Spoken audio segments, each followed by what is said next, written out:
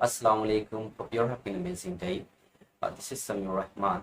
कल मैंने एक वीडियो अपलोड की थी और मैंने उन पे एक टेंस के रिलेवेंट कुछ बातें बताई। That was the very first time that I introduced my self और मैंने उसमें एक स्मॉल इंफॉर्मेशन देने की कोशिश की थी टेंस के बारे में कि टेंस का कितना इंपॉर्टेंट रोल होता है लैंग्वेज के प्रति। क्योंकि लैंग्वेज को हमें दर्शाने के लिए हमें टेंस का सहारा लेना चाहिए, क्योंकि everything comes in the timeline as I see. तो आप अगर उसे जानना चाहते हैं तो आप मेरे फर्स्ट वीडियो में जाएं और इन्फॉर्मेशन कलेक्ट करें। Now let's continue about the language of English. जैसे कि हम टेंस के बारे में कल बात की, आज हम बात करेंगे ग्रामर के बारे में। और अक्सर लोग ये समझ नहीं पाते हैं कि लैंग्वेज में ग्रामर का रोल क्या होता है। अक्सर जानते भी हैं, अक्सर नहीं पता है। जैसे मैं समझता हूँ कि 60 to 65% जो लोग हैं, specially I am talking about the people around us. मैं जिस लोकेशन में रहता हूँ, यहाँ के लोगों से मैं बातचीत करता हूँ, उनके साथ उठता बैठता हूँ, तो मुझे पता है इनके इल्म क्या है और मेरी इल्म क्या है, मुझे ये भी पता है। और जिस एरा से मैं गुजरा हूँ, मुझे भी कुछ समझ नहीं आ रही थी, मैं बहुत कंफ्यूज रहता था ग्रामर के बारे में। तो खैर मैं पॉइंट पे आता हूँ। तो मैं मुझे समझना पड़ेगा कि लैंग्वेज होता क्या है। ठीक है, forget about the English. It is just a language, but it's not something that as a whole we can say English is the only language. No, there are thousands of languages out there. तो अभी हम बात करेंगे language को कैसे create किया जाए। तो अगर मैं कहूँ कि एक बिल्डिंग क्रिएट करने के लिए हमें क्या चाहिए, बिल्डिंग को बिल्ड करने के लिए हमें क्या चाहिए, बिल्डिंग को बिल्ड करने के लिए हमें चाहिए ईंट, जो बुनियादी चीज़ है। ईंट चाहिए, पत्थर चाहिए, हमें रेत चाहिए, हमें सीमेंट चाहिए, और उसे फिर पेंट करने की ज़रूरत पड़ती है। तो ये तमाम चीज़ें, तमाम मटेरियल हमें चाहिए एक बिल्डिंग को क्रिएट करने के लिए, बिल्डिंग को क्रिएट करने के लिए।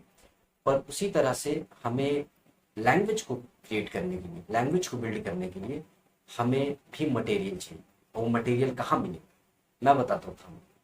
5 स्टैंडर्ड या 6 स्टैंडर्ड में मोर और लेस सभी को पार्ट्स ऑफ स्पीच के बारे में पता ही होगा। हो सकता है कि आपने उसे अच्छे से नहीं पढ़ा होगा, तो मैं आपको बता देता हूँ। 8 तरह के पार्ट्स ऑफ स्पीच होते हैं, जैसे noun, pronoun, verb, adverb, adjective, preposition, conjunction, interjection. तो ये 8 तरह के जो पार्ट्स ऑफ स्पीचेस होते हैं, पार्ट्स ऑफ स्पीच होते हैं।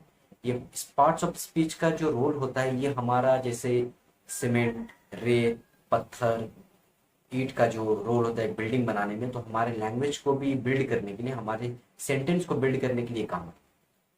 तो सेंटेंस को बिल्ड करने के लिए ऐसे काम आएंगे। इस पार्ट्स ऑफ स्पीच का नाम ही है, क्योंकि स्पीच को क्रिएट करने के लिए काफ़ी सारे सेंटेंस से हम एक स्पीच बनाते हैं, और स्पीच का छोटा छोटा हिस्सा को हम सेंटेंस कहते हैं। अब छोटे छोटे सेंटेंस में जो होते हैं वो पार्ट्स ऑफ स्पीच होते हैं। जैसे आई एम समीर रहमान। आई यहाँ पर जो है वो प्रोनाउन है, एम जो है वर्ब है। ठीक है, समीर रहमान नाउन। तो मैंने यहाँ देखा है कि आई जो है ये पार्ट ऑफ स्पीच है, am is a part of speech.